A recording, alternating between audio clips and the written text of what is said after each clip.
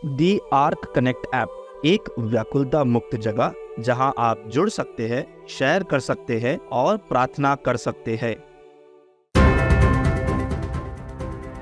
वफादार दिल भूखों को खाना खिलाते हैं।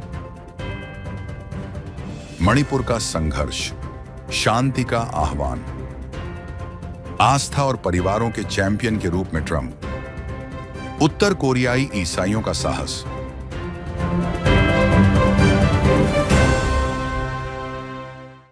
वफादार दिल भूखों को खाना खिलाते हैं।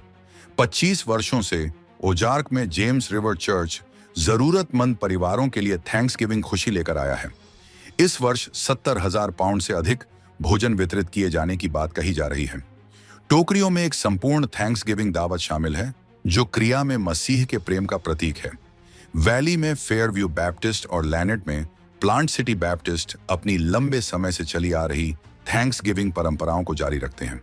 दोनों चर्च साइड और मिठाइयों से भरी सैकड़ों टर्की प्लेटें प्रदान करते हैं, ये सुनिश्चित करते हुए कि इस छुट्टियों के मौसम में उनके समुदाय में कोई भी भूखा न रहे। असेंबली लाइन से लेकर डिलीवरी तक इन चर्चों में स्वयं सेवक ईसा मसीह के हाथ और पैर हैं।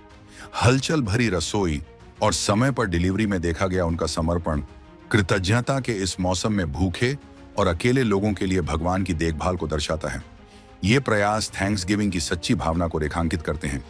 कार्रवाई में विश्वास, भोजन और आशा साझा करने में चर्च हमें याद दिलाते हैं कि देने से ईश्वर की महिमा होती है, समुदाय मजबूत होता है और मसीह का प्रेम फैलता है, यह सुनिश्चित करते हुए कि इस छुट्टी में कोई भी न भूले। Thank you, James River Church, for shining the love of Jesus. आइए हम थैंक्सगिविंग भोजन प्रदान करने वाले चर्चों और स्वयं सेवकों पर आशीर्वाद के लिए प्रार्थना करें कि उनके प्रेम के कार्य मसीह की करुणा को दर्शाते हैं और जरूरतमंदों के लिए आशा लाते हैं। मणिपुर का संघर्ष, शांति का आह्वान। भारत के पूर्वोत्तर राज्य मणिपुर में हिंसा भड़क उठी है, जिसमें पिछले 2 हफ्तों में 20 लोगों की जान चली गई है। मई 2023 से ईसाई और हिंदू एक क्रूर संघर्ष में फंसे हुए हैं, जिससे 60,000 से अधिक लोग विस्थापित हुए हैं। शांति की उम्मीदें लगातार धूमिल होती जा रही हैं। बहुसंख्यक हिंदू मैतेई और अल्पसंख्यक ईसाई कुकी के बीच चल रहे संघर्ष ने समुदायों को तोड़ दिया है।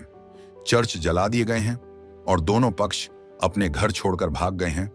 इम्फाल घाटी से 50,000 कुकी ईसाई विस्थापित हो गए हैं और 10,000 मेइती को कुकी बहुल क्षेत्रों में अपने घर छोड़ने के लिए मजबूर होना पड़ा है। हिंसा का नवीनतम दौर एक कुकी महिला की क्रूर हत्या के साथ शुरू हुआ, जो सशस्त्र कुकी और सुरक्षा बलों के बीच एक घातक टकराव में बदल गया।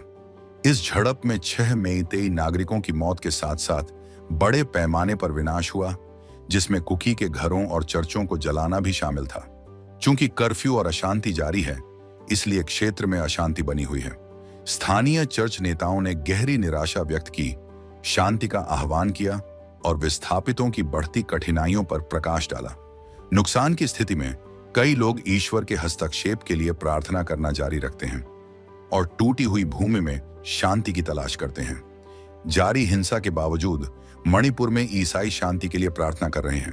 उनका विश्वास कायम है, भले ही राजनीतिक नेतृत्व व्यवस्था बहाल करने में विफल रहा हो।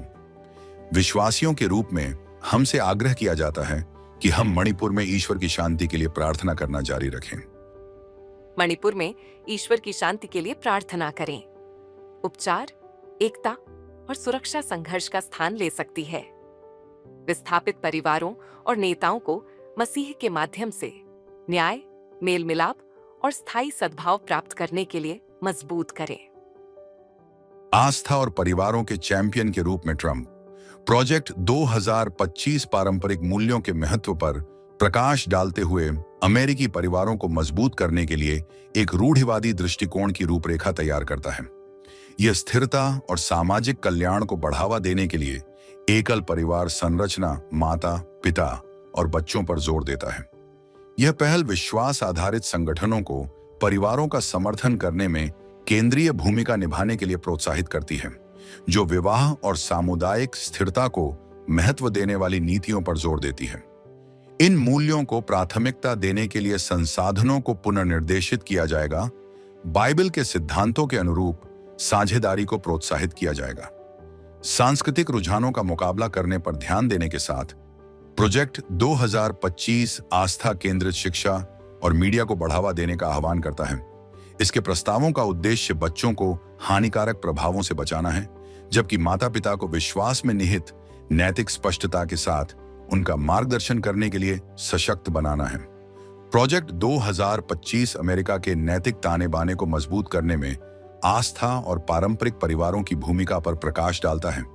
इसका दृष्टिकोण ईसाइयों से उन मूल्यों का समर्थन करने का आह्वान करता है जो समुदायों को एकजुट करते हैं, परिवारों का समर्थन करते हैं और करुणा और उद्देश्य में निहित राष्ट्र का निर्माण करते हैं। ज्ञान और एकता के लिए प्रार्थना करें, क्योंकि परिवार ईश्वर की योजना को अपनाते हैं। विश्वास नेताओं और समुदायों को प्रेम, मूल्यों और उद्देश्य को बढ़ावा देने, मसीह के माध्यम से समाज को मजबूत करने के लिए मार्गदर्शन करें। उत्तर कोरियाई ईसाइयों का साहस। उत्तर कोरिया की जूचे विचारधारा आत्मनिर्भरता को बढ़ावा देती है, लेकिन चीन और रूस के साथ व्यापार पर बहुत अधिक निर्भर करती है। समृद्धि का प्रदर्शन करने वाले प्रचार के बावजूद नागरिकों को गंभीर खाद्य असुरक्षा और प्रणालीगत उत्पीड़न का सामना करना पड़ता है। किम राजवंश की पकड़ पूर्ण निष्ठा को लागू करती है, असहमति को बेरहमी से चुप कराती है। स्वतंत्र विचार पर उत्तर कोरिया की कार्रवाई में ईसाई धर्म एक प्राथमिक लक्ष्य है। बाइबल रखने या गुप्त रूप से प्रार्थना करने पर कारावास, यातना या मृत्यु हो सकती है। राजनीतिक जेलों में अकल्पनीय पीड़ा सहते हुए पूरे परिवारों को दंडित किया जाता है।